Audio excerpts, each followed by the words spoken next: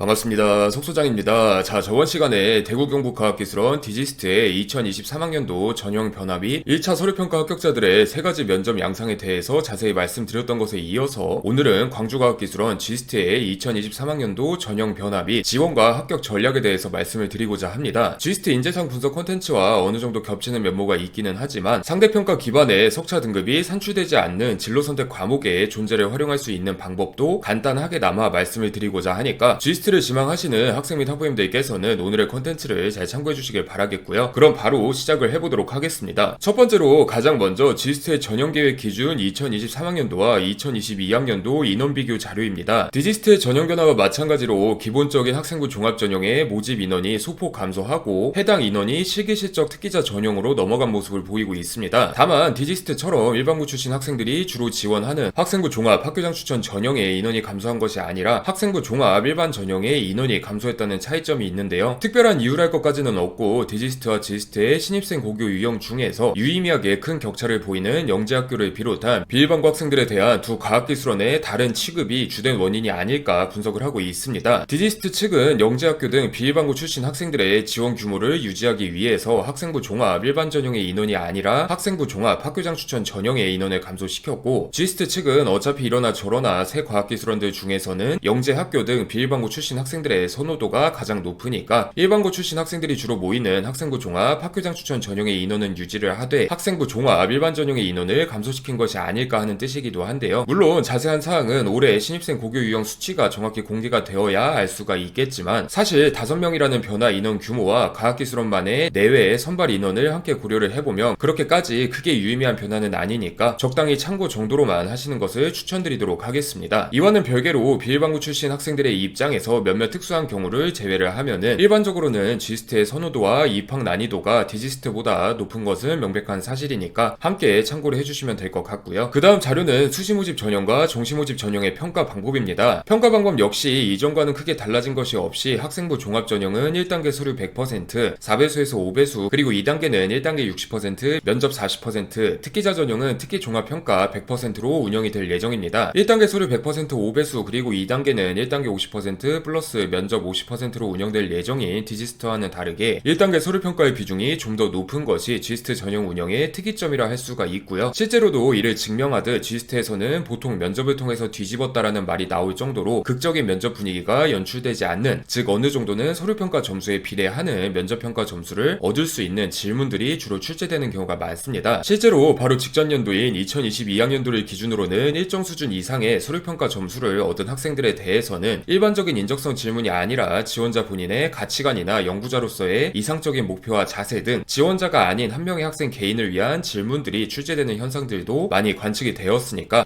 2023학년도 지스트 지원을 준비하시는 분들께서는 해당 부분을 잘 참고해 주시면 좋을 것 같고요. 전형 계획이야 큰 변화가 없는 만큼 이 정도로만 살펴보기로 하고, 지금부터는 간단하게나마 지스트가 가장 중요하게 여기는 역량인 학업 역량에 대해서 말씀을 드려보고자 합니다. 이전의 컨텐츠에서도 몇 번 말씀드렸다시피 과학기술원은 각기 다른 컨셉과 강점을 지니고 있습니다. 디지스트가 융복합 학문을 토대로 독립적인 분야를 개척해나가는 연구기관으로서의 컨셉을 지니고 있다면, 유니스트는 IT와 소프트웨어 역량 그리고 창업 역량을 토대로 실무적인 문제들을 해결할 수 있는 연구기관으로서의 컨셉을, 그리고 마지막으로 지스트의 경우에는 기초과학과 기초교양교육에 근거하여서 고급화된 전문 기술을 개발해낼 수 있는 연구기관으로서의 컨셉을 갖고 있다라고 할 수가 있습니다. 석 소장이 이러한 컨셉들은 과학기술원 자체가 어떤 연구기관으로 거듭나고자 하는 이상적인 방향성인 동시에 실질적인 연구기관의 동력이 되는 학생 선발의 측면에서도 지대한 영향력을 미치는 인재상이라는 요소로 구현이 된다고도 말씀을 드렸었는데요. 지스트의 경우에는 좁고 깊은 지식이 아니라 넓은 지식에 근거하여서 기초과학자로서의 원리와 이론을 튼튼하게 다진 이후에 학부 이후의 과정에서 학문별로 혹은 학문 간의 연계를 살려서 고급화된 기술을 개발하고 연구해낼 수 있는 인재를 양성하고자 한다라고 정리를 할 수가 있습니다. 한마디로 요약을 해보자면 자신의 관심 분야에 대해서 폭넓게 학습하고 이를 소화해서 새로운 결과로 이끌어내는 배우고 익히고 체득하며 여기서 무엇인가를 재생산할 수 있는 능력, 즉 학업 역량을 가장 중요하게 여기고 있다는 의미이기도 하고요. 그런데 문제는 최근 들어서 석차 등급이 정량적으로 산출되지 않는 진로선택 과목의 존재로 인해서 이 학업 역량을 어떻게 해석하고 어필해야 될지 고민하는 학생들이 정말로 많아졌다는 점입니다. 석 소장도 솔루션을 진행하면서 심심치 않게 들었던 질문들이 3학년 진로선택 과목은 내신 등급이 안 나오는데 자기소개서는 2학년 때 1등급 찍었던 타이밍에서 마무리를 지어야 어필해야 할까요? 혹은 석차 등급이 안 나오는데 학업 역량을 어떻게 어필할 수 있을까요? 등등의 경우가 정말로 많았기도 했고요. 이러한 학생들에게 석소장이 드리고 싶은 말씀은 학업 역량이란 성적에 국한되지 않는다라는 말입니다. 좋은 내신 성적이 있다면 이를 충분히 학업 역량의 어필 요인으로 활용할 수 있겠지만 진로 선택 과목처럼 내신 등급이라는 수치 자체가 산출되지 않는 상황에서는 진로 선택 과목의 이수 과정에서 기존까지 익혀왔던 지식을 어떠한 방식으로 재해석하고 재생산했는지를 어필함으로써 충분히 학업 역량을 강조할 수가 있습니다. 그 방법이 가지각색이기는 하겠지만 핵심은 무턱대고 새로운 분야의 탐구에 달려드는 것이 아니라 1, 2학년까지의 흐름에서 비롯된 궁금증을 어떠한 방식으로 해결하려 노력했는지와 더불어서 이 노력의 과정에서 얻은 성과와 궁금증을 어떻게 G스트에 진학한 이후에 새로운 배움의 과정과 연결할 수 있을지라는 점만을 명심을 해주시면 될 것 같고요. 학업 역량이라는 어휘가 간단하게 말해서 얼마나 공부를 잘하는지를 의미하는 것은 맞지만 이 공부의 범위는 결코 시험지 안으로 국한되지 않는다는 점을 기억하시길 바라면서 오늘의 콘텐츠를 마무리 짓도록 하겠습니다. 감사합니다.